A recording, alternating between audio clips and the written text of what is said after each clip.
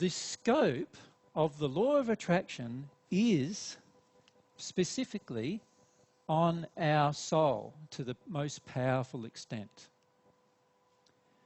So in other words, what I'm saying there is our soul determines how the law of attraction operates. And by the way, our mind does not determine how the law of attraction operates. So a lot of people will tell you about the law of attraction when they talk about it, and you might have read, like, who's watched The Secret or things like that, yeah? They tell you how, you can exercise your mind to think about a certain thing. I don't know if you've tried that, but it's probably not that effective, because the reality is, unless your soul is engaged, you cannot attract anything, actually. So your soul has to be engaged. Now, for many of us, our soul is engaged without our knowing. In other words, we are subconsciously engaging things. And the reason why we're doing that is because we're in denial of a lot of the things that are in our soul. So, for example, many of us are in denial of our fears, and yet our fears will attract certain things. Many of us are in denial of our shame, but our shame will attract certain things. Many of us are in denial of our grief, but our grief will attract certain things. Right? And God's done it this way, and we'll explain more detail about it, for a purpose, for a reason. Now, for many of us, because we're full of those emotions we do not want to feel, we're actually attracting a heap of events we do not want to have. And then we wonder, why is this happening to me? How many times have you asked that in your life? Why is this happening to me? I still ask it every day.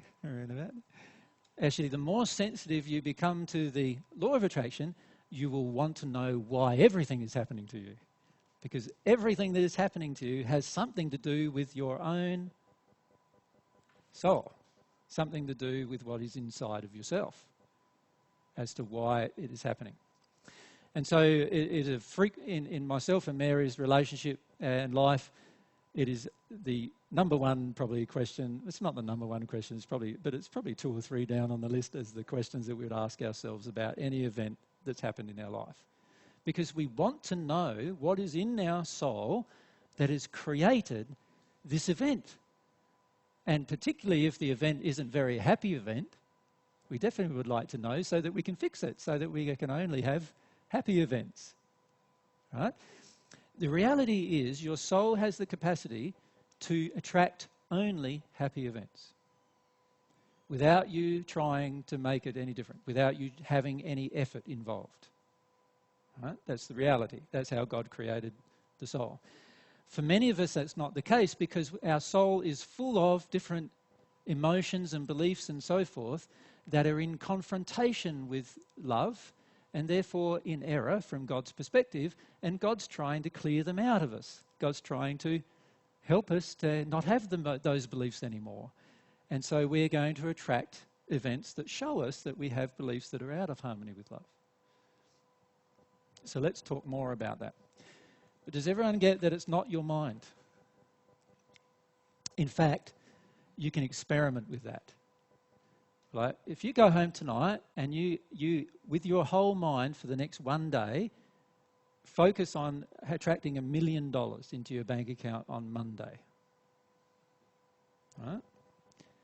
Now, if your soul was truly engaged, I believe you'd be able to do that. But if your mind is only engaged, for most of us it would be only our mind engaged doing that, we'd wake up Monday morning, check the bank account, and it would still be the same. And in fact, after 2 more days of life, it might be actually even a little bit less than what we had. And the reality is we can experiment with every single law God has made and discover how it actually works. Every one of them works predictably, just like the law of gravity works. Does that make sense to everyone? So we can experiment with these laws because they're all predictable. So if you don't get a result, then it means there's something else going on inside of yourself that could cause the lack of result and that we need to examine and look at. Yeah? And we'll talk about that as we proceed with this discussion.